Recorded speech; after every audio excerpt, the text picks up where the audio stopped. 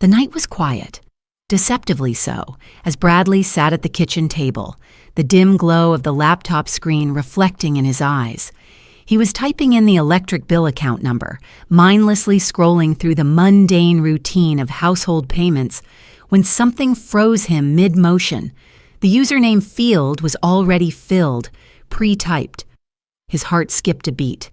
The password field, too, was waiting, locked in. This was Claire's laptop. The realization hit him in a flash of intuition and dread. He knew he shouldn't, but some invisible, irresistible force pushed his finger to the enter key. He clicked. The page loaded. And then the inbox appeared, her name glowing at the top corner like a neon sign in the middle of a darkened street. For a moment, Bradley considered shutting it down, pretending nothing had happened, acting like curiosity had never won over restraint. But the pull was too strong. His eyes drifted to the first conversation he saw, marked simply, Derek. The initial messages were innocent enough, compliments on her outfit, idle chatter about work. But as he scrolled, the tone twisted. Innocuous words became whispers of intimacy, flirting that cut deeper than any physical wound. Suggestive emojis, hidden innuendos, lines that made his chest tighten. Yesterday was unforgettable. When you hugged me like that, I felt exactly where I wanted to be. He froze, breath caught in his chest. The blood seemed to drain from his face. He scrolled further, each sentence a jagged knife, carving through years of trust and comfort. Can't wait for the weekend. Does that hotel near the lake still take last-minute reservations? He read them again, this time out loud in his mind, as if saying the words aloud could somehow dilute their sting. Time lost meaning. Minutes bled into hours without his awareness. The pain wasn't a wave that came and went. It was a constant, unyielding weight pressing on his chest, hollowing him out from the inside. Bradley left the laptop on the kitchen table, untouched now, and wandered into the bedroom. The sight of the neatly made bed, the pillows perfectly aligned, mocked him. He couldn't stay. He drifted to the children's rooms. Tyler, 17, slept with headphones dangling over his ears, unaware of the storm ripping through his father's mind. Sophia, 14, lay curled up in her dreams, peaceful, innocent, untouched by betrayal. They were the embodiment of everything Bradley and Claire had built together, and yet that structure now felt fragile, riddled with invisible cracks that ran through every wall. Anger surged, but so did doubt. Questions clawed at him relentlessly. Had he failed? Was this the result of his own inattentiveness? The silent sacrifices he made night after night, swallowed without complaint, unnoticed, unthanked? That night, sleep eluded him for the first time in years, replaced by the relentless loop of memories replaying, and replaying. In the living room, Bradley sat, eyes locked on the clock as if it could rewind time or speed it forward.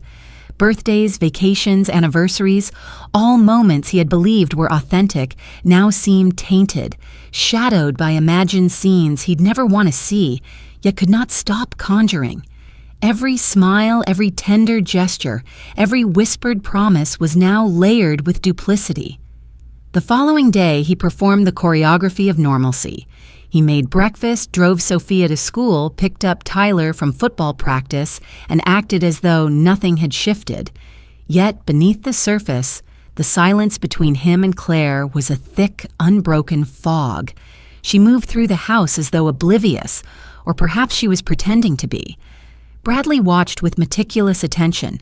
The extended showers, the way she typed messages while carefully angling the screen, the longer-than-usual outings that now fell into place with a clarity he had never sought.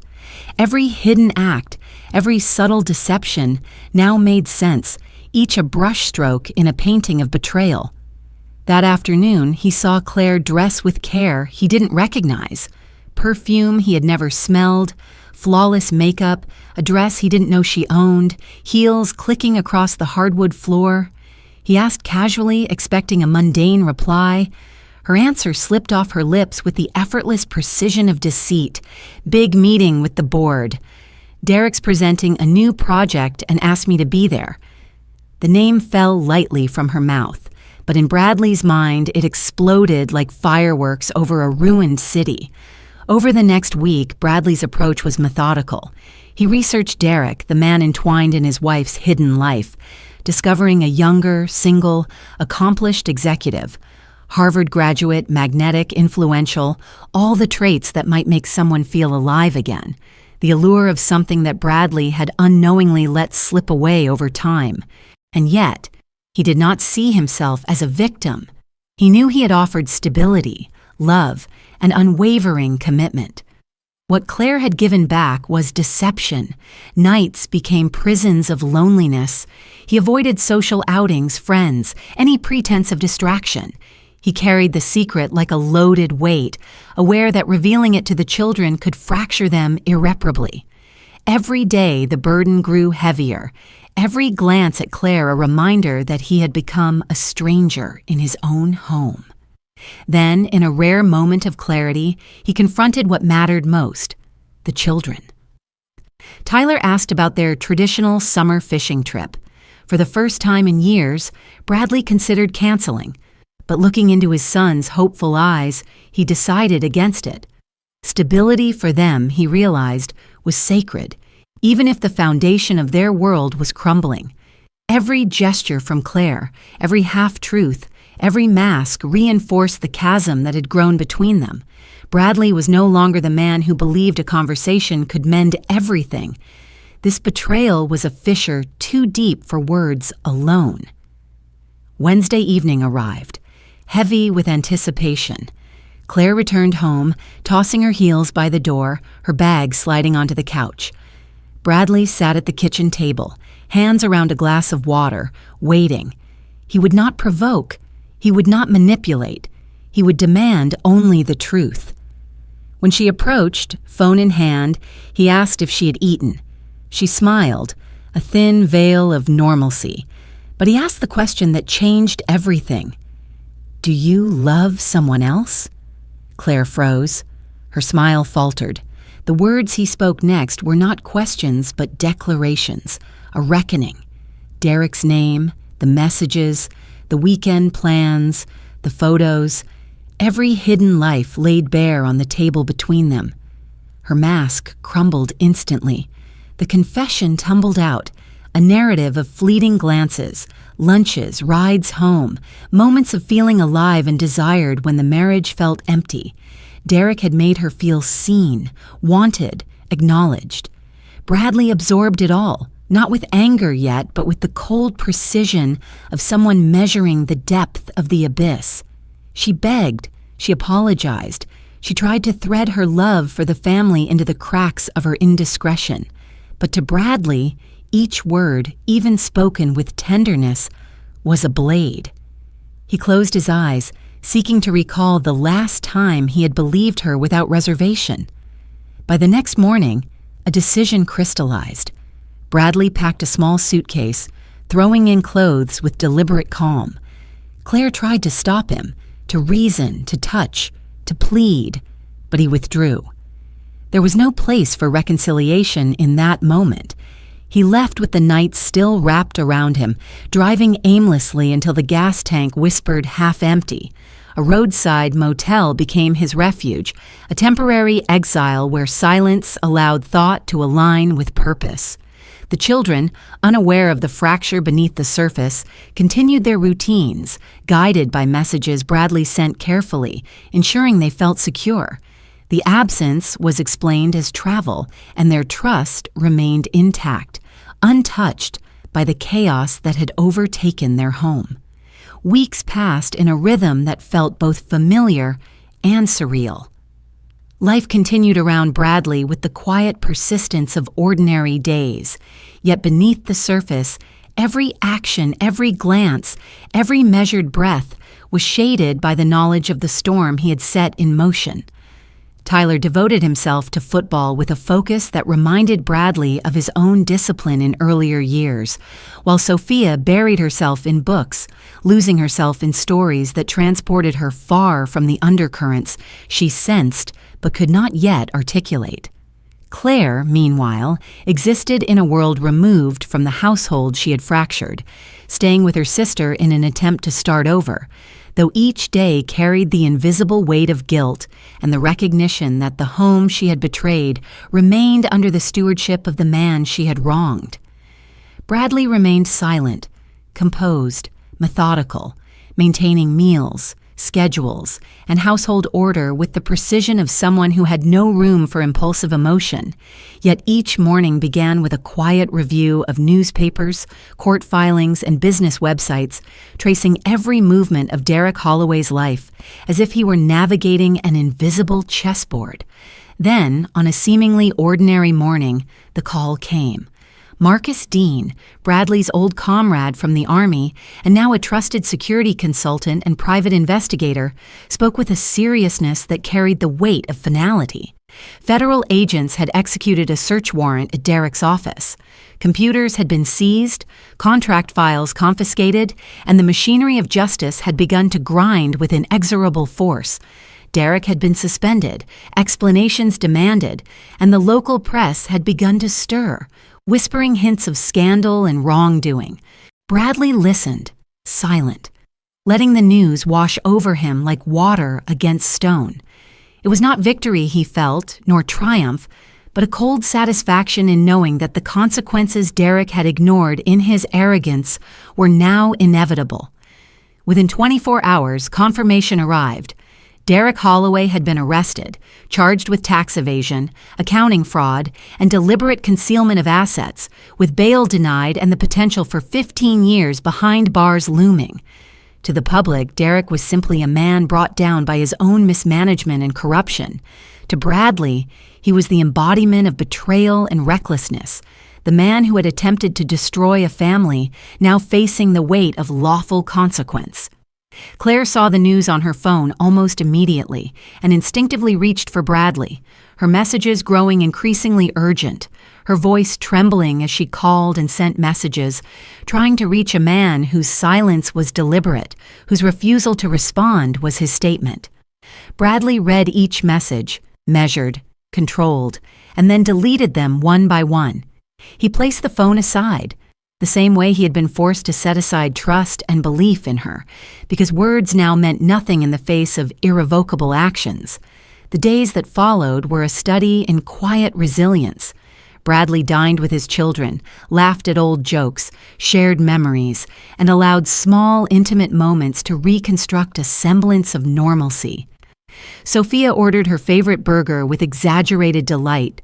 Tyler devoured ribs with the ferocity of adolescence, and Bradley observed them with a steady gaze, feeling perhaps for the first time in months that calm, stable rhythm returning to their lives. This was not happiness in its loudest form, not the joy that bursts through ceilings and spills into streets, but something subtler, quieter, and infinitely more enduring, a foundation of trust rebuilt through constancy and care.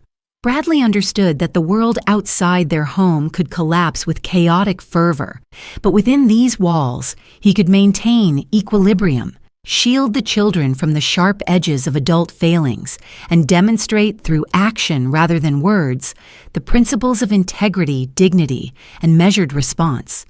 Claire's attempts to reach him continued, evolving from lengthy confessions to brief, desperate emojis, to the occasional hang-up call, and finally to the delivery of a handwritten letter, folded and left anonymously in the mailbox.